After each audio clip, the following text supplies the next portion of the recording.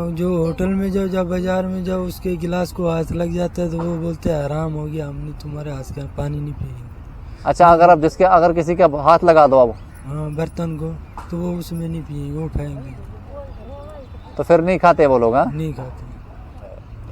आप इतना बड़ा देश का सिस्टम हमारा है, और अगर छोटे से कंट्री पाकिस्तान में हिंदू परेशान हो रहा है, वहाँ का हिंदू भारत में 3 साल आने के बाद भी अब उसके साथ क्या बीता हुआ है ये हिम्मत नहीं जोड़ पा रहा है, तो कहीं ना कहीं आपकी एफिशिएंसी पर, आपकी सिस्टम पर सवाल खड़ा होता है कि लगता नहीं कि आप लोगों में दम हो। हमको नागरिकता मिल जाएगी, हमारे बच्चे, फिर हमको कोई दिक्कत नहीं होगी, फिर बोल पाओगे, फिर बोल पाएंगे, हम खुश रहेंगे, पूरे भारत में खुश रहेंगे। जो आपके बच्चे हो उनको वीजा मिल रहा है? उसका नहीं मिला वीजा, नहीं मिल रहा है। नहीं मिल रहा। आप कोशिश कर रहे हो? हाँ। कोशिश कर रहे हैं, वीजा नहीं मिल रहा, नहीं मिल रहा वीजा। जैसे आपने सिंदूर लगा रखा, वहाँ पर सिंदूर लगाते थे आप? नहीं, घर में रहते थे फिर लगाते थे, बाहर नहीं? नहीं। जैसे आप बाहर मार्केट में गए, कहीं जाएं तो आप सिंदूर वगैरह नहीं लगाते थे? नहीं, घर में। फिर बाहर कैसे जाते थे? क्या वेशभूषा रहती थी बाहर जाने की? बाहर जाते थे ऐसे चुन्नी सब, बड़ी चादर होती थी वो ओढ़ के जाते थे। नमस्कार दोस्तों, हिंदू सम्मान फाउंडेशन की इस न्यू वीडियो में आपका स्वागत है। दोस्तों, आज मैं आपके साथ में एक नए परिवार को लेकर बैठा हूँ यहाँ पर, और मैं इस परिवार को आपसे मिलवाना चाहता हूँ। ये परिवार तंगलिया बागड़ी जी का है।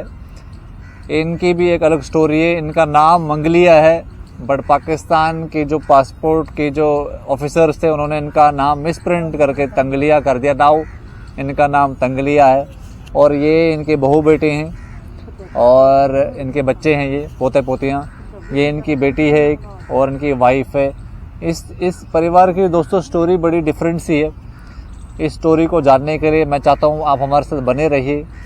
इनके से हम बात करेंगे, पाकिस्तान की बात पूछेंगे, ये कब वहाँ से आए, किन कंडीशनों में आए, और इन्होंने हमें क्यों यहाँ बुलाया है। I want you to stay tuned. If you are somebody who has been watching our videos but haven't subscribed it, please subscribe. हमारा जो ये संगठन है ये सेल्फ रिस्पेक्ट ऑर्गेनाइजेशन है हिंदूज़ का, और for us Hindus are Sikhs, Jains, Buddhist and all Hindus. We do not identify Hindus by caste. So please मैं चाहता हूँ आप इस वीडियो में अंत तक बने रहिए। आप पहले अपना ये नाम का चक्कर बताओ, ये आपका नाम ये गलत कैसे हुआ, और पहले आपका असली नाम क्या है और ये गलत नाम क्या है? अब ये मंगलिया नाम मेरा था, और उसमें लिख दिया तंगिया। तंगिया लिख दिया? तंगिया लिख दिया। क्यों, ऐसा क्यों हुआ? वो तो मुसलमान है ना, वो लिख के क्या देते हैं, बना देते हैं क्या?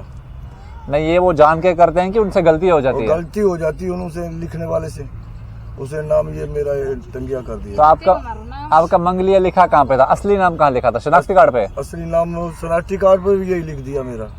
अच्छा, यही शनाख्ती कार्ड पे लिख दिया। फिर हम उधर रहते थे घोड़की में, खेती बाड़ी करता था कसेन का।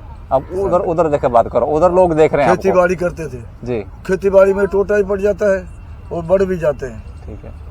फिर हमें बोले पाकिस्तान में से, हम बोले हिंदी इलाके में जाएंगे।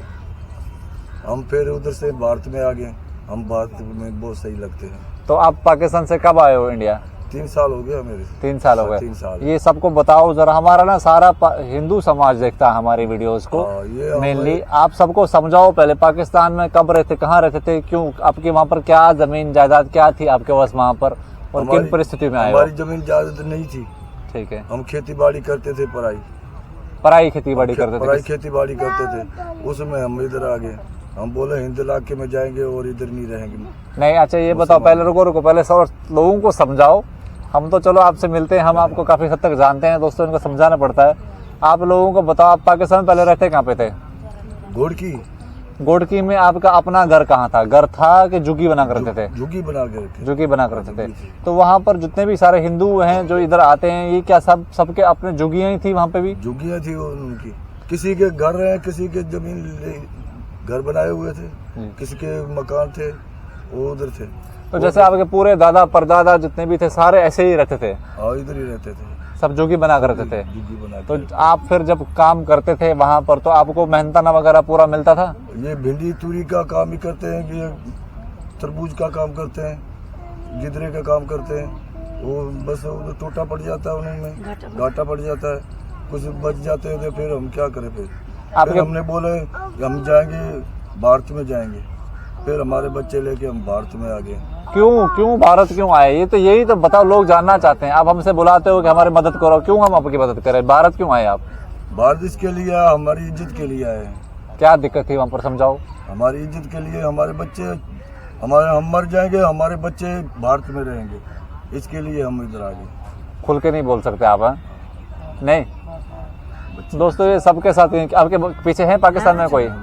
कौन कौन है पाकिस्तान में? बड़ा लड़का बड़े लड़के हैं, लड़की है, बड़ी बड़ा लड़का है, बड़ी लड़की है, पोते छोते सब है। 3 भाई हैं। अच्छा, भाई भी है आपके, 2 बहन हैं। इसलिए खुल के नहीं बोल सकते आप। एक ही जगह दोस्तों ये जो मजबूरी है, ये मजबूरी मैं आपको इसलिए दिखाता हूँ हर वीडियो में, ताकि इस वीडियो को कम से कम भारत के जो फॉरेन मिनिस्ट्री के लोग हैं, खास तौर से भारत के जो एडमिनिस्ट्रेशन के लोग हैं, और हमारे जितने भी ये IAS ऑफिसर्स हैं, जो इन ऑफिसर्स को जो प्रिपेयर करने वाले इंस्टीट्यूशंस हैं, मैं चाहता हूं आप इस वीडियो को देखें। पाकिस्तान से पूरा परिवार लेकर आए हैं, लेकिन पाकिस्तान के खिलाफ नहीं बोल सकते, या खिलाफ नहीं बोलना, इनको सच्चाई बोलनी है कि इनके साथ क्या हुआ, वहाँ पर नहीं बोल पाते।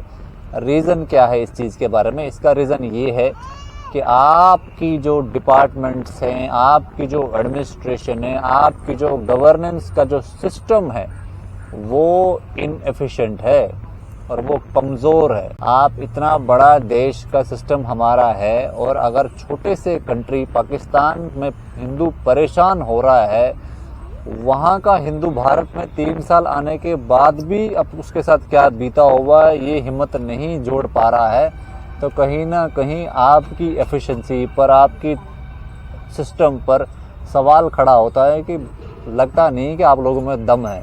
ये बात है भाई, और ये बिल्कुल मैं आपको कठोर शब्दों में बोल रहा हूँ कि आपके बस की नहीं है दोस्तों, खास तौर से फॉरेन मिनिस्ट्री के लोग। क्यों? क्योंकि दोस्तों इजराइल और पैलेस्टाइन का वॉर बार बार मैं कोट करता हूँ। आप उस चीज़ को, अगर वॉर को जो स्टडी कर रहे हैं, खास तौर से जो यंगस्टर्स हैं, जो कॉलेज गोइंग स्टूडेंट्स हैं, जो लड़के लड़कियां जो जवान हैं, जो 20 साल से ऊपर है, 15 से 18 साल से ऊपर है, जो जवान है, जो यंग ब्लड है, आप इस चीज़ को समझे। इस टाइम पर इजराइल को 4 कंट्रीज अटैक करने का प्लान कर रही है। ईरान भी लगा हुआ है भाई साहब, लेबनान भी लगा हुआ है, यमन भी आ रहा है, और बाकी सारी इस्लामिक कंट्रीज इसको अटैक करने का बिल्कुल रेडी है। बट मजाल है कि वो पीछे बैकआउट कर जाए, मजाल है कि वो डर जाए, वो काउ डाउन करे। वो काउ डाउन नहीं कर रहा है, वो कह रहा भाई तुम आओ, तुम्हारे बस की है तो लड़ो। This is how the races establish their superiority in this world. That is what Israel is all about. It's about power projection. अगर एक बुजुर्ग इंसान, इनकी ज़िंदगी पूरी हो गई, बच्चे इनके ये भी घबरा रहे हैं, और ये अपने लिए नहीं घबरा रहे, अपने बहन भाइयों के लिए, दूसरे बच्चों के लिए घबरा रहे हैं कि भाई वहाँ पर दिक्कत होएगी। तो you can understand how Pakistani system has hijacked Indian foreign ministry और Indian administrative psyche. How Pakistan is hijacked. It's a small country, but it has hijacked Indian psyche, and there is a fear psychosis inside Indian administration to deal with these Hindu issues. That is the reason we create these videos, so that you understand कि भारत जितना हम बोलते हैं हमारा देश ये तरक्की कर रहा है, हमारा देश ये तरक्की कर रहा है, हमारा देश वो तरक्की कर रहा है, अगर इतनी ही तरक्की कर रहा है दोस्तों, तो इस आदमी से इसकी सच्चाई उगलवा कर दिखाओ कैमरा पर, इसके जैसे और लोगों से उगलवा कर दिखाओ, क्योंकि ये तभी बोलेंगे जब इनको सेटिस्फैक्शन होएगा कि नहीं, मेरे पीछे के लोगों को तंग नहीं कोई कर सकता, उनको आंख उठाकर कोई नहीं देख सकता। ये जब मुंह खोलेंगे और बेखौफ मुंह खोलेंगे, तब आपकी मर्दानगी और मजबूती का टेस्ट पास हो जाएगा दोस्तों। खास तौर से जो गवर्नमेंट सर्विसेज में लोग हैं, और जो गवर्नमेंट के जो ऑफिसर्स बनाते हैं, जो IAS ऑफिसर को प्रिपेयर करते हैं, जो हमारा इंडिया का जो सिस्टम है, बिकॉज ये चीज़ जो ये भुगत रहे हैं, ये कश्मीरी हिंदू भुगत चुका है। हमें असलियत पता है इंडियन सिस्टम की, इंडियन गवर्नेंस की सिस्टम की, हमें पता है। ये चीज़ हमारे साथ भी होती थी, हमारे साथ भी हो रही है, नहीं मुंह खोल सकते। ये जैसे ही मुंह खोलेंगे हम उनके घर पे पहुंच जाएंगे, वहाँ पर किसी न किसी भाई को उठा लेंगे, किसी न किसी को उठा लेंगे। आप सोचे कि इनका कितना एफिशिएंट नेटवर्क है, और यही परेशानी, क्या सेम चीज होती है ना? ऐसा होता है जैसे आप कुछ बोलोगे यहाँ पर आपने बोल दिया तो वहाँ परेशान करते हैं लोगों को, परेशान होंगे, है ना? बच्चे होंगे परेशान। आप क्या बोलना चाहोगे? भारत सरकार का बोलो, चलो आप वहाँ की बुराई मत करो, यहाँ वहाँ कुछ मत बोलो, लेकिन अगर आपको हम बोलें कि यार ऐसा आप बताओ साफ साफ आपके साथ वहाँ पर क्या होता है, तो क्या चाहते हो सरकार से कि क्या होना चाहिए वहाँ पर, क्या करना चाहिए सर हमारे बाद देश की सरकार को? उधर देखकर बात करो आप। भारत सरकार है, इधर हमको रोजगार मिल जाएगा तो हम उस पर हम नागरिकता मिल जाएगी तो हम बहुत खुश हो जाएंगे। जब नागरिकता मिल जाएगी तो बोल पाओगे सारा, खुल्लम खुला बोलोगे? खुले बोल जाएंगे पक्का। हम। अब ये देखिए दोस्तों, again message to Indian administration और my videos are specially for Hindus. मैं चाहता हूँ हिंदू इस चीज को समझे। आप ज्यादा उछल के खुश मत होइए कि हमने ये मिसाइल बना दी, हमने वो मिसाइल बना दी, नहीं खुश होइए। आप एप्लीकेबिलिटी देखिए, आप यूज क्या कर रहे हो उसको। दोस्तों यंगस्टर्स को बोलता हूँ, किसी के माँ बाप बहुत अमीर होते हैं, पैसे वाले होते हैं, लेकिन पैसा नहीं खर्चते, क्या फायदा उस पैसे का? बच्चा बेचारा पैदल स्कूल जा रहा है। किसी के पेरेंट्स ऐसे होते हैं कि कम कमाते हैं लेकिन बच्चे को साइकिल भी दे दी, स्कूटर भी दे दिया, मोटरसाइकिल भी दे दिया, तो वो बच्चा उनका खुश रहता है। तो उस बच्चे के लिए तो एप्लीकेबिलिटी तो उस कम अमीर परिवार पेरेंट की ज्यादा है। Same goes with this system. हमने बना दिया लेकिन हम यूज ही नहीं कर रहे हैं, तो क्या फायदा? तो हमने इतनी चीजें बना दी लेकिन यूज तो कब करेंगे? यूज करो ना, इनको बचाओ। ये बोल पाए, ये साफ कह रहे हैं कि इनको नागरिकता दे दो। आप ऐसे 50-100 परिवारों को नागरिकता दे दो, फिर ये साफ साफ आपको बोल पाएंगे। बट नागरिकता का भी इशू है कि नागरिकता भी नहीं मिल रही है, क्योंकि कभी इनका वीजा एक्सपायर हो जाता है, पाकिस्तान भेजा जाता है, कभी कुछ एक्सपायर हो जाता है, पाकिस्तान भेजा जाता है।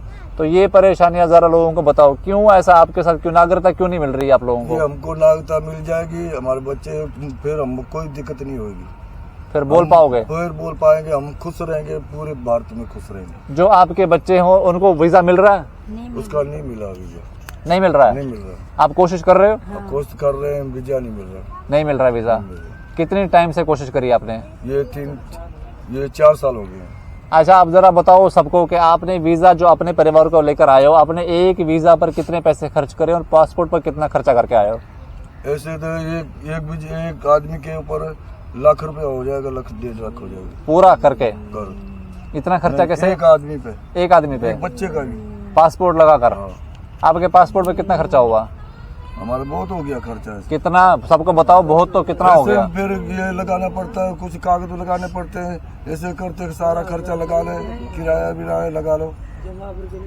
अच्छा, मेरे को ये चीज बताओ, जैसे आपने ये जो खर्चा करा, आपने भी वीजा किसी के थ्रू बिचौलिए को दी है, फिर उसने वीजा करवा कर दिया कि आप सीधा इस्लामाबाद गए थे एम्बेसी में? नहीं, और किसी को दिया। किसी को दिया आपने?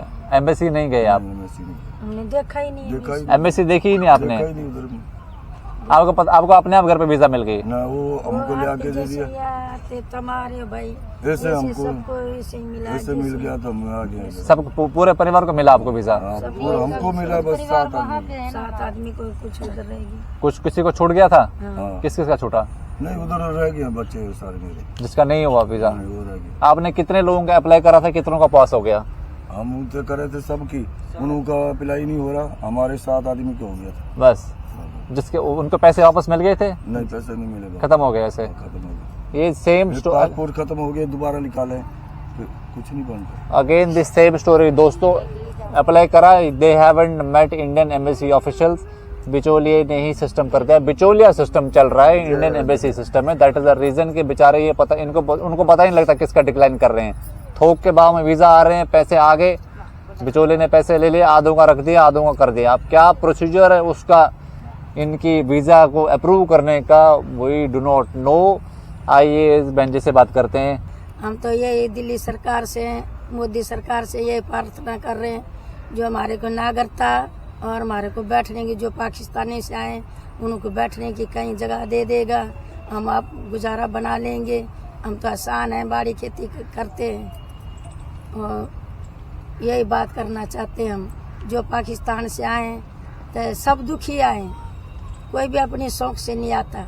किसी के बच्चे छूट गए, किसी के माँ बाप छूट गए, किसी का कोई परिवार छूट गया। हम तो यही जानते, जैसे राम को वनवास लगा था, ऐसे हर किसी के बच्चे को लगा हुई है और किसी के माँ बाप को लगा हुई है। हम अपनी तमन्ना थी भाई हम हिंद में जाएंगे, अपने देश में भारत माता में जाए, भारत माता के पास जाएंगे तब अपना बनाएगी। हम तो देखते हैं जैसे आए हैं पाकिस्तान से ऐसे ही हम इधर रह रहे हैं। हमारी क्या जिंदगी इधर आने की, तो इससे तो हम अच्छा था उधर ही मरते थे, वो फिर भी अच्छा। जो अपना जो ये देते हैं भाई आते हैं यही देते हैं, राशन पानी देते हैं, हमारी मदद कर रहे हैं, ऐसे नहीं कर रहे। फिर भी हम इसके हाथ जोड़ के उनकी विनती करते हैं भाइयों को जो हमारे बच्चों को देखभाल भी कर रहे हैं। बाकी नागरिकता हमारे को चाहिए और हमारे को कहीं बैठने की जगह और हमारे खाने पीने की जो जमीन देंगे, हम बाड़ी खेती करेंगे। हम सरकार से यही प्रार्थना कर रहे हैं। जो पाकिस्तान से आए हैं तो हम इसके लिए दुखी आए हैं, जो हमारे बच्चे उधर है पढ़ नहीं सकते, पढ़ाई के लिए हमारे बच्चे लेके हम इधर आए हैं अपने पाकिस्तान हिंदुस्तान में। दोस्तों एक चीज ऐड कर दूं मैं यहाँ पर, हमारे देश में ह्यूमन रिसोर्स मिनिस्ट्री है, human resource and development ministry है। उस मिनिस्ट्री को मैं जरा थोड़ा सा ये चीज एक इस चीज को मैं एक अपॉर्चुनिटी आपको दे दूं। ये सारे लोग क्या करते हैं, दे आर टेनेंट्स, ये किसी के लैंडलॉर्ड के उस पर किसान काम करते हैं। आपके पास इतना ज्यादा क्राउड है यहाँ पर और इतनी ज्यादा स्केर्सिटी है किसानों को लेबर की, उनको लोग काम करने को नहीं मिल रहे हैं। तो why don't you utilise this human resource और इनको कहीं कहीं काम दे दें। किसानी का काम जानते हैं, लेडीज भी जानते हैं किसानी का काम, जेंट्स भी इनके किसानी का काम जानते हैं।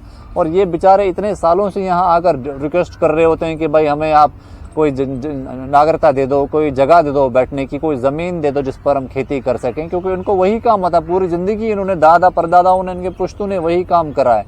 तो India is a agricultural state और एग्रीकल्चरल मिनिस्ट्री को मैं बोलना चाहूंगा कि प्लीज यूटिलाइज दिस। और जो वीडियो इस वीडियो को देख रहे हैं लोग, please tag these agricultural ministries, tag these human resource development ministries and their ministers.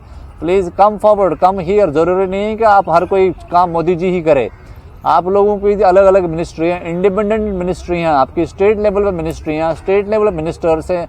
आपको हर किसी को हर एक ही काम, एक ही आदमी हर चीज नहीं कर सकता। तो Modi ji is already working 18 hours a day, और कितना ही उस एक पर्सन से आप एक्सपेक्ट कर सकते हो मेहनत करें। आप लोग सामने आए, पूरा हम इतनी सारी वीडियोस बनाते हैं और इतने सालों से लोग रह रहे हैं, इनको कोई एब्जॉर्ब करे, इनको काम दे दें, इनको कोई काम दे दो, किसान का भी फायदा हो जाएगा, उनको एफिशिएंट लेबर मिल जाएगी जिसको किसानी का काम आता है, इनको काम मिल जाएगा। जरूर फिर आपको शायद इनको जगह भी रहने की देनी नहीं पड़ेगी दिल्ली में, क्योंकि ये जहां जहां पंजाब या राजस्थान या कहाँ जहां जहां किसानों के यहाँ पर काम करने लग जाएंगे तो धीरे धीरे ये लोग वहीं एब्जॉर्ब होने लग जाएंगे। तो please come forward and help this community because they need your help. और ये इसलिए यहाँ आए हैं क्योंकि उनको लगता है कि इनकी धर्म की सुरक्षा इस देश में हो सकती थी। ये इसलिए यहाँ नहीं आए कि ये तो फिर अफगानिस्तान भी चले जाते, कहीं दूसरे देश चले जाते। भारत क्यों आए हैं? भारत हिंदू बनकर आए हैं। और आगे हिंदू जो लोग इस वीडियो को देख रहे हैं, आप please keep commenting because we need to do something for this community, ताकि इनका रोजगार सेट हो जाए, इनकी रहने की व्यवस्था अच्छी हो जाए और इनकी जिंदगी में थोड़ी खुशियां आए, जिसके लिए यहाँ आए, थोड़ी स्माइल इनको मिले। That is the reason we created this organisation. दोस्तों मेरे साथ देवी है। देवी, सारा हिंदू समाज देश विदेश का आपको देख रहा है। पहले आप ये बताओ कि आपकी शादी पाकिस्तान में हुई, इंडिया में हुई है? पाकिस्तान में हुई थी। पाकिस्तान में हुई थी जी। और अब कहाँ रहते थे? वहाँ पे घोड़की रहते थे। घोटकी रहते थे, सिंध में। हाँ। और ये सूरज वाले कहाँ रहते थे? ये भी वहाँ पे रहते थे। वहाँ पर जरा सबको बताओ आप लोगों की शादी कैसे हुई? इसके रिश्ता उन्होंने भेजा, आपके पापा ने भेजा उनको? दोनों इकट्ठे हो गए, रिश्ता दे दिया था। दोनों इकट्ठे मतलब? हाँ। इसकी दादी जब आई थी देखने के लिए, दादी ने रिश्ता आपको देखा, जी। उसके लिए पसंद कर रहे सूरज का, फिर जी। आपकी शादी हो गई? हाँ। अच्छा, वहाँ पर जैसे शादियाँ होती है हिंदुओं की, तो वैसे धूमधाम से होती है कि छुप छुप के होती है? वैसे ही होती है, कैसे? धूमधाम से होती है ना। अच्छा, वहाँ पर जैसे हम बहुत सारे वीडियोज में देखते हैं, लड़कियां बोलती हैं हम वहाँ पर ऐसे बाहर चुन्नी ओढ़ कर जाती थी, चद्दर ओढ़ कर जाती थी, या टीका नहीं लगा सकती, सिंदूर नहीं लगा सकती। ये बात सच्चा है क्या? जी हाँ, ये बात तो सही है। जैसे आपने सिंदूर लगा रखा, वहाँ पर सिंदूर लगाते थे आप? नहीं, घर में रहते थे फिर लगाते थे। बाहर नहीं? नहीं। जैसे आप बाहर मार्केट में गए, कहीं जाएं तो आप सिंदूर वगैरह नहीं लगाते थे? नहीं, घर में। फिर बाहर कैसे जाते थे? क्या वेशभूषा रहती थी बाहर जाने की? बाहर जाते थे ऐसे चुन्नी सब, बड़ी चादर होती थी वो ओढ़ के जाते थे। पूरा मुंह भी बंद कर देते थे, मुंह ढक देते थे जैसे हम टीवी में देखते हैं? ऐसे सब ऐसे करते थे ऐसे अच्छा, करते पूरा आपने माथा हाँ। छुपा लिया, आपने ऐसे। मुंह भी छुपा दिया। हाँ, ऐसे करते थे। हाँ सूरज, तो आप देखिए दोस्तों, ये वाली सिचुएशन भी है। और आपकी उम्र कितनी है अभी? मेरी उम्र 23 है 23 है। हाँ? जी। और 23 साल की लड़की 3 साल पहले आप आए हो इंडिया। हाँ? हाँ। और शादी का कितने साल पहले हुई आपकी? क्या 17 साल की सत, थी, 20 साल। जब 17 साल की थी, 17 साल की उम्र में शादी हुई आपकी, तो आप मतलब बाहर नहीं जाते थे ऐसे वहाँ पर? हाँ? नहीं। और जैसे अभी वहाँ पर क्या आपके घर में आपके मम्मी पापा भी यहाँ पर रहते हैं कि वो पाकिस्तान में वो है? पाकिस्तान में मेरा परिवार सब, उधर देख के बात करो, उधर देख रहे सब आपको, मेरा परिवार वहाँ पे है सब। सारे मम्मी पापा हैं। हाँ। कौन कौन है घर में आपके? मम्मी है, पापा है, भैया है, बहन है, भाभी है, बुआ है। तो वो लोग इधर आने की कोशिश कर रहे हैं कि नहीं हाँ। कर रहे हैं? कर रहे हैं कोशिश, क्या उनका वीजा मिल रहा है, नहीं मिल रहा है? नहीं मिला तो नहीं है। तो जब आप आए हो तब आपके बच्चे सारे यहीं पैदा हुए हैं? नहीं, वहाँ पे हुए थे ये। वहाँ पे हुए थे। जी। सूरज, कितना खर्चा करा था वीजा के लिए आपने? एक बच्चे का सरदर्द से 10-12 हजार लग जाता है वीजा के लिए, एक पर्सन का, एक आदमी का? एक आदमी का। तो वैसे पासपोर्ट वगैरह जमा करने में तो वो 5 साल वीजा नहीं लगता, 2 साल नहीं लगता, तो पासपोर्ट खत्म हो जाता है, दोबारा देना पड़ता है, फिर दोबारा दोबारा नया पासपोर्ट निकालना पड़ता है। फिर आपका जैसे आपका कितना खर्चा हुआ एक वीजा पर, एक पासपोर्ट पे? एक पासपोर्ट वीजा पे यहाँ पे तकरीबन आने का, एक बच्चे का या एक बड़ों का तकरीबन 50, 60, 70 हजार के करीब आना, उसमें आना जाना खर्च सब इंक्लूड है। सब ग्रुप। जब आप वहाँ से आए हो तो आपकी जो वहाँ पर जुगी वगैरह सामान था उसका क्या किया आपने? वो सामान था जो खेती बाड़ी का था, और तो कुछ नहीं था, जहाँ कपड़े थे पहनने के, जहाँ 1-2 ये था, हमारी 4 थी, वो तो किसी रिश्तेदार को दे दी, वैसे ही आ गए। जो बर्तन वगैरह थे वो उनका क्या करा? वो तो रिश्तेदारों को दे दी। हमारे बर्तन में तो वहाँ के लोग खाते नहीं है, वो हमारे हाथ का नहीं पीते हैं, तो वो कैसे बर्तन रखेंगे, इसलिए हमारे रिश्तेदारों को दे के आ गए। अच्छा, रिश्तेदारों को दे दिया आपने। हाँ। दोस्तों ये भी एक जैसे सिचुएशन ससुर है। हो गया, ससुर हो गया, जैसे साला हो गया, जैसे चाचा हो गया, मामा हो गया, उन लोगों को दे दिया। दोस्तों ये देखिए पाकिस्तान की सोसाइटी में हिंदू किस लेवल तक उसको ऐसे कहते हैं जैसे पुश टू द वॉल, इनको पुश करके वॉल तक रखा। ना इनके पास प्रॉपर्टी वहाँ पर, ना इनके पास कोई घर वहाँ पर, ना इनके पास एजुकेशन वहाँ पर, और जो बचा कुचा थोड़ा सामान था वो ही किसी को देकर बस इंडिया निकलते हैं जान बचाने के लिए, और कोई इनकी क्योंकि यहाँ संपत्ति पे वगैरह बच्चों कुछ भी नहीं है वहाँ पर। आप इस चीज को समझिए, this is has been happening from last 77 years. 77 years से ये चीज वहां पर हो रही है, और these people are being push to the wall. कुछ भी नहीं इनके पास में, और कुछ नहीं इनके पास है वहां पर, तो फिर ये बेचारे इंडिया आते हैं। इंडिया भी इनको आने में कितनी एफर्ट लगता है, जो बचा कुचा इनकी अर्निंग है वहां पर, ये अर्निंग वो उसको यूज करते हैं ये उसको इंडिया लाने में, इंडिया आने में।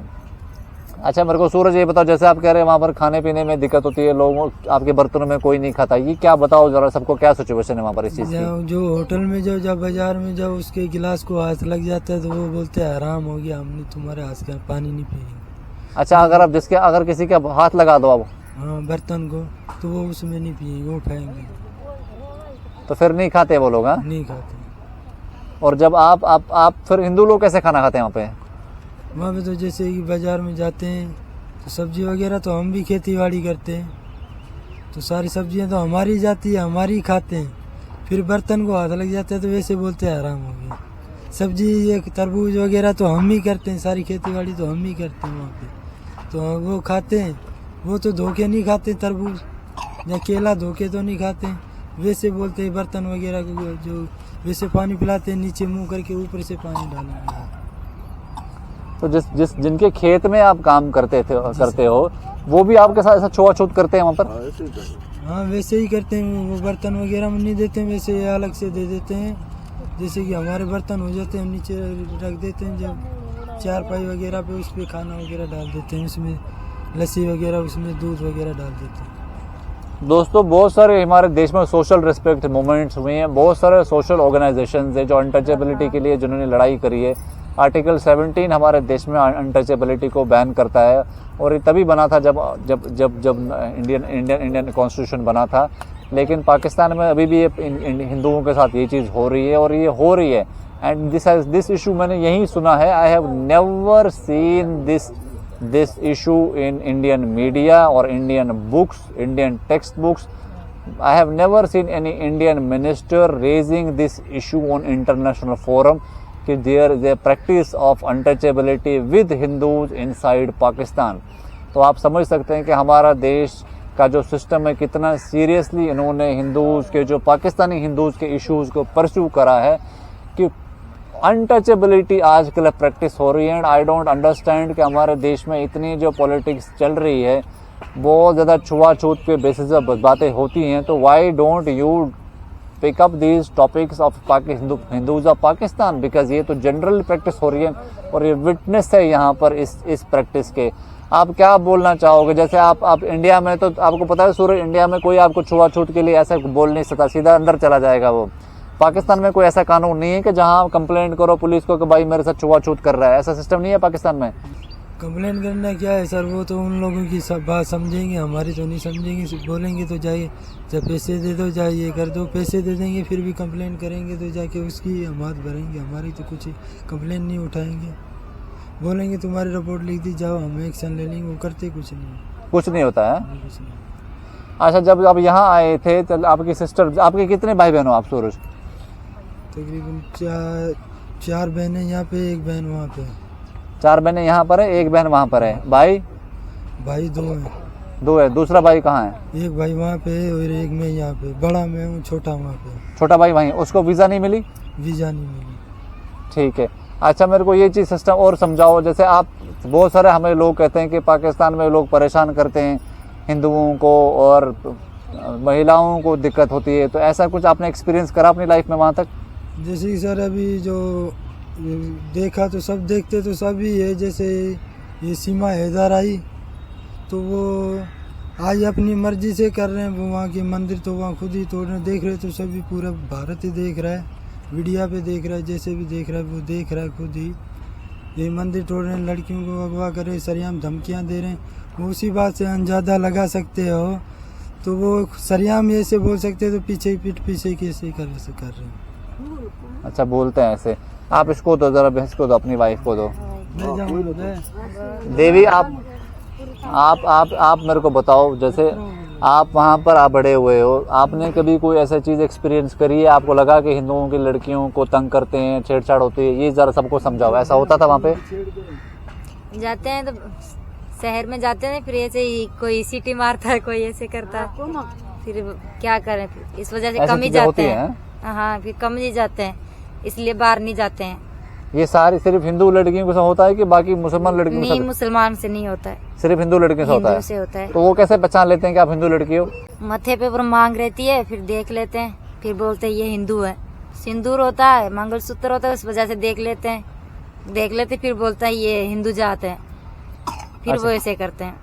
जो जैसे और जो लड़कियां कुंवारी होती हैं उनको कैसे पहचानते हैं? उसको भी ऐसे करते हैं, घर से बाहर निकलते हैं, उसको पता होता है ये हिंदू है, ये मुसलमान है, उसको पता रहता है, सबको पता रहता है। ऐसे ही। पढ़ाई करी है आपने वहाँ पे? नहीं, कोई आपने पढ़ाई नहीं करी? सूरज, आपने पढ़ाई करी है?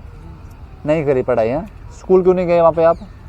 बस वहाँ जैसे यहाँ पे अपने हिंदू में जाते हैं तो पहले जो ये पढ़ाते हैं, जैसे वहाँ पे पहले कलमा पढ़ाते हैं, फिर पढ़ाई कराते हैं, इसलिए कलमा तो पढ़ते हैं। इसलिए आप नहीं गए वहाँ पे? अच्छा, ये बताओ जरा, आप इंडिया क्यों आए? आप क्यों आए इंडिया?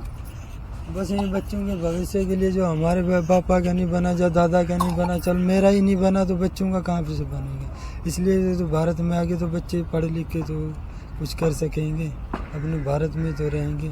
अच्छा, इसलिए आप इंडिया आए हो? हाँ, और भी कुछ दिक्कतें हैं, जैसे कि लड़कियों के लिए ये है वो है, सब कुछ है। नहीं बोल सकते आप खुल के? हमारा परिवार वहाँ पे है ना सर। 2000 इसको तो माइक दो। ये क्या होता है फिर ऐसे? मेरे को जरा समझाओ देवी, या जरा लोगों को बताओ। चलो मत बोलो आप, लेकिन क्या आपको क्या घबराहट होती है कि वहाँ परिवार आपको उनको परेशान तंग करेंगे? होता है ऐसे? हाँ। ये देखिए दोस्तों, यही चीज हम कवर करते हैं। ये नहीं खुल के बोल सकते, ये खुल के तब बोलेंगे जब पूरे परिवारों को वीजा एक साथ मिलेगा और इनको नागरिकता यहाँ मिले, ताकि इनको पता रहे कि पीछे हमारा कोई नहीं छूटा। And the Indian embassy, the way it is functioning, और जिस तरीके से मुझे समझ में आ रहा है, आधे परिवार को दे रहे हैं वीजा, आधे को नहीं दे रहे हैं। अब आधा परिवार जो यहाँ आ रहा है तो वो मुंह नहीं खोल सकता, क्योंकि उसका आधा परिवार पीछे पड़ा हुआ है। अच्छा देवी, आपने मुझे घर बुलाया, यहाँ पर क्या सिचुएशन है आपके घर की? क्या मदद चाहिए आपको और क्यों बुलाया आपने मेरे को घर पे? हमारी एक रेडी है, उस पर गुजारा पूरा नहीं हो सकता। कोई बच्चों की दवाई है, कुछ घर का गुजारा है, किराया भी देना पड़ता है। क्या बेचते हो आप? कचौरी बेचते हैं। रेडी किराए पे की आपकी? हाँ। कितनी कमाई हो जाती है आपकी? 200-250 रुपये तो वैसे कोई हो जाता है, उसमें तो गुजारा नहीं होता है। मम्मी है, पापा है, 3 बच्चे हैं, एक वाइफ है, एक मैं, एक दीदी है, उसका पति तो अभी ऑलरेडी छोड़ के चला गया, वो भी मेरे ही पास रहती है। 250 में तो आपको पता है घर का तो गुजारा नहीं होता। 3 टाइम तो खाना तो होना चाहिए। सुबह चाय पे तो 100 रुपये तो वो तो होने चाहिए। अब यही निवेदन ये करना चाहता हूँ तो एक रेडी और हो तो मैं कोई गर्म माल या कुछ भी काम कर सकूँ। दोस्तों ये again empowerment thing, they want some help, ताकि इनकी हम कुछ एक्स्ट्रा रेडी दे सकें और इनका भी थोड़ा गुजारा बढ़ सके। इनकी ये बहन है दोस्तों, इस बहन के 3 बच्चे हैं एंड इसका हस्बैंड अपने बच्चों को लेकर जा चुका है यहाँ से, और probably he wants to go back to Pakistan because उसकी फैमिली पाकिस्तान में है। तो ये इस फैमिली में एक और इशू है। और ये क्या आपके फादर क्या काम करते हैं, क्या बेचते हैं ये? वैसे तो ये यहाँ पे ये लगाते हैं 100 रुपये की दिहाड़ी पे काम करते हैं, सेंटर का 100 रुपये की दिहाड़ी पे। दोस्तों यहाँ पर एक एजुकेशन सेंटर है, वहाँ पर ये सफाई करते हैं, वहाँ पर इनको 100 रुपये पर डे मिलता है। ये दोनों हस्बैंड वाइफ वहाँ पर ये काम करते हैं। तो इनका हस्बैंड वाइफ और इनकी जो बिटिया उसका तो उसमें गुजारा हो रहा है। बच्चे सूरज की जिम्मेदारी है, इसमें इनका गुजारा नहीं हो पा रहा है। आप अपना घर दिखाओ जरा सूरज पहले हमें आप। ये क्या, ये टूटा हुआ क्यों है? ये अभी लकड़ियाँ पानी आया तो सब टूट गया था। तो ये दोबारा बनवा रहे हो? वैसे तो लकड़ियाँ तो देते नहीं है, जो जंगल में काटने देते नहीं है। ठीक है, इसलिए सबसे भाई से विजय इनका। ये आपका है, ये अभी ये दीदी का। ये दोस्तों देखें आप, ऊपर देखें तिरंगा लगा हुआ है। सबसे खूबसूरती मुझे लगती है पाकिस्तानी परिवारों को तिरंगा लगा हुआ है और हनुमान जी का झंडा लगा हुआ। ये झंडा कहाँ से लाया हनुमान जी का झंडा? ये बाजार से लेके आया था मैं। अच्छा, बाजार से कर आए थे। तो वहाँ पर आप पाकिस्तान में ऐसे झंडे वगैरह नहीं लगा सकते घरों पे? नहीं है? अच्छा। हाँ, तो वो मंदिर बनाओगे तो अपना घर में तो वो फोटो की पूजा करोगे तो छुप के करनी पड़ेगी। अच्छा, मंदिर वाके घर पे रखते तो उसकी भी आपको छुप के करनी पड़ती पूजा है? अच्छा, अभी सबको दोस्तों एक और चीज़ यहाँ हुई, यहाँ जैसे अभी इंडिया ऑस्ट्रेलिया फाइनल मैच हुआ है क्रिकेट वर्ल्ड कप का, वो इंडिया हारी है, तो यहाँ पाकिस्तानी वो को बहुत दुख हुआ है। सबको बताओ आपको दुख क्यों हुआ? दुख ये से हुआ कि क्योंकि हमारे हिंदुस्तान में जो इतनी अच्छी पोजीशन कर रहा था, जो खेलता आया था, 10वीं मैच जीत दिया था, तो आखिर में आके हार गया, तो सबको दुख लगेगा।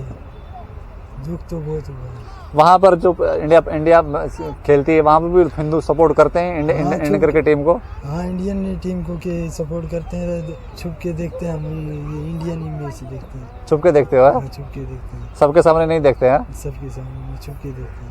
ये देखिए दोस्तों, ये है जो एलिजेंस इंडिया के लिए है, हिंदू परिवारों के पाकिस्तान से जो लोग आते हैं। क्यों इनके एलिजेंस है दोस्तों? बिकॉज ये कहीं ना कहीं हिंदू है और इनको लगता है कि हिंदुओं को देश है इंडिया, इसलिए सपोर्ट करते हैं। और इंडिया की जो सरकारें हैं, खासतौर से जो दिल्ली का जो एडमिनिस्ट्रेशन है, इंडिया का जो एडमिनिस्ट्रेशन है, जो रोहिंग्याओं को बहुत सहूलियतें दे रहा है, बहुत फैसिलिटीज़ दे रहा है, उनके लिए भी एक सीख है।